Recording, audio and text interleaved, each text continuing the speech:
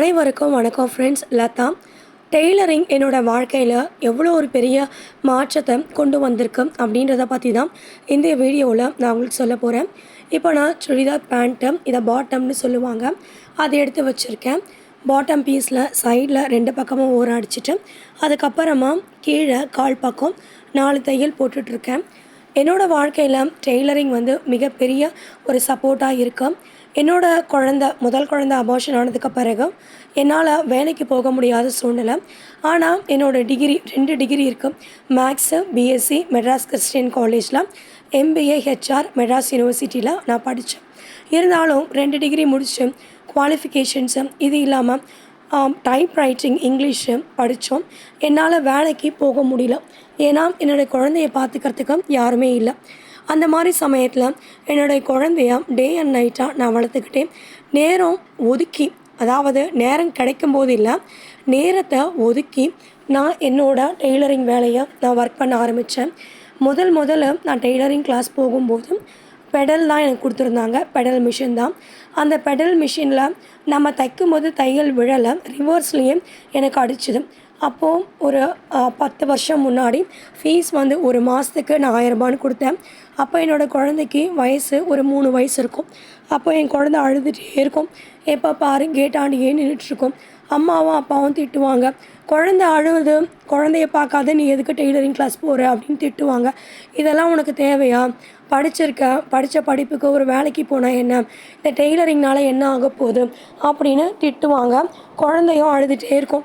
1 மணி நேரம் அந்த tailoring class போயிட்டு வர வரைக்கும் திட்டுவாங்க. டெய்லரிங்கும் எனக்கு தைக்கவும் வராது கிளாஸ் போகும்போது. அப்புறம் டெய்லரிங் கிளாஸில் இருக்கிற எல்லாரும் கேட்பாங்க, இவ்வளோ படிச்சுட்டு ஏன் வரீங்க அப்படின்னு கேட்பாங்க. ஃபஸ்ட்டு நான் நூலெல்லாம் சிக்கிக்கும், அதே மாதிரி ஊசி உடஞ்சிடும். சில சமயம் நான் இந்த பின்னெல்லாம் வச்சுருக்கும்போது எனக்கு தெரியாத அந்த மிஷினில் எவ்வளோ நாள் ஊசி உடஞ்சி போயிருக்கோம். ரொம்ப பயமாக இருக்கும், அழுது கூட இருக்கேன். அந்த மாதிரி சமயத்தில் எனக்கு நானே சப்போர்ட் பண்ணி, எனக்கு நானே ஒரு மோட்டிவேஷன் கொடுத்துக்கிட்டு தன்னம்பிக்கையோடு நான் இந்த டெய்லரிங் கிளாஸ் போக ஆரம்பித்தேன். டெய்லரிங் கிளாஸ் போன முதல் நாள் நான் ஃபீஸ் கட்டிட்டு வந்துட்டேன். 1000 ருபீஸ் கட்டினேன். ஆனால் எனக்கு தையல் வரலை. ரிவர்ஸில் அடிக்க ஆரம்பிச்சிட்டேன். பெடலும் மிதிக்க முடியல. காலெல்லாம் பயங்கர வலிக்க ஆரம்பிச்சிருச்சு. அன்றைக்கி நைட்டு நான் படுத்துட்டேன். கிளாஸ் முடிச்சு உடனே படுத்து தூங்கிட்டேன். கால் வலிக்குதுன்னு குழந்தையும் கவனிக்க முடியல. வீட்டில் பயங்கரமாக கத்துனாங்க, திட்டிகிட்டே இருந்தாங்க. ஏன் இந்த மாதிரி பண்ணுற, உனக்கு தான் அது வராது. வீட்டில் அம்மா அப்பா என்ன சொன்னாங்கன்னா, டெய்லரிங்கிறது நம்ம எப்படி ஒரு பிஎஸ்சி எம்பிஏ இந்த மாதிரிலாம் டிகிரி பண்ணுற மாதிரி சின்ன வயசுலேருந்தே படித்தா தான் வரும் அந்த தொழில். அதனால் உனக்கு இதெல்லாம் வரவே வராது அப்படின்னாங்க. ஸ்ட்ரெயிட் லைனாவது அடிக்க வருதா பாருன்னு கிண்டல் பண்ணாங்க. அப்போது நீ எங்கே ப்ளவுஸ் தைக்க போகிற, சுடிதார் தைக்க போகிற, இதுலேருந்து எங்கே நீ சம்பாதிக்க போகிற அப்படின்னு எல்லாருமே டீமோட்டிவேட் தான் பண்ணாங்க. இருந்தாலும் எனக்கு கடவுள் நம்பிக்கை எனக்கு ரொம்ப ரொம்ப அதிகம். கடவுள்கிட்ட நான் வேண்டிப்பேன். அதே மாதிரி குழந்தைக்கும் நம்மளை விட்டால் யாரும் கிடையாது, நம்ம தான் பார்த்துக்கணும். அம்மா அப்பா சப்போர்ட் பண்ணுவாங்க.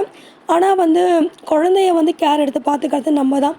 அப்படின்ற போது எனக்கு ரொம்ப குழப்பமாக இருந்துச்சு. இந்த டெய்லரிங் போகலாமா வேண்டாமா, இவங்கெல்லாம் வேணான்றாங்க. அது மட்டும் இல்லை, அபார்ஷன் ஆகிருந்துச்சு. அதுக்கப்புறமா எனக்கு சிசேரியனும் பண்ணியிருந்தாங்க. பெடல் மிதிக்கக்கூடாது, மிஷின் மிதிக்கக்கூடாதுன்னு நிறைய பிரச்சனைங்க லைஃப்பில் இருந்துக்கிட்டே தான் இருந்துச்சு.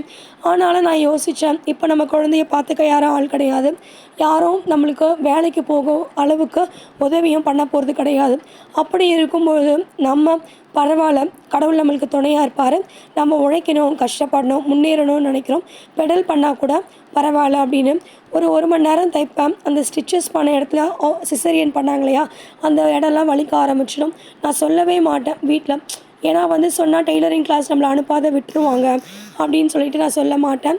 அதுக்கப்புறமா தான் எனக்கு கடவுள் ஆசீர்வாதத்தினால ஸ்ரீ கோலட்சி அம்மன் கார்மெண்ட்ஸு, எங்கள் வீட்டு பக்கத்தில் இருக்கிற கார்மெண்ட்ஸு, அங்கே எனக்கு ஒரு ஹெல்ப்பர் வேலை மாதிரி கிடச்சிது.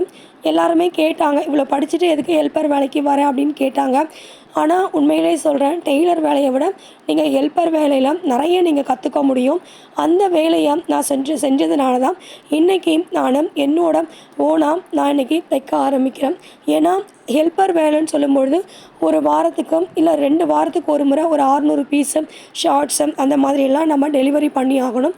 அப்போது முதல்ல பார்ட்ஸ் பிரிக்கிறது, டெய்லர்ஸ்க்கு எடுத்துன்னு போய் கொடுக்கறது, அதுக்கப்புறமா பார்ட்ஸ் ஒன்று ஒன்றா தைச்சதை இன்னொருத்தவங்களுக்கு மாற்றி பீஸ்க்கு மாற்றி மாற்றி கொடுக்கறது, கவுண்ட் பண்ணுறது, டிசைன்ஸ் வேரியேஷன் பண்ணுறது, அதுக்கப்புறமா தச்சு முடித்த உடனே ட்ரிம்மிங் பண்ணுறது, வாஷிங்க்கு அனுப்புறது, பட்டனு, காஜா, ஸ்ட்ரீமைனிங்கு இந்த மாதிரி எல்லா வேலையுமே நான் கற்றுக்க ஆரம்பித்தேன்.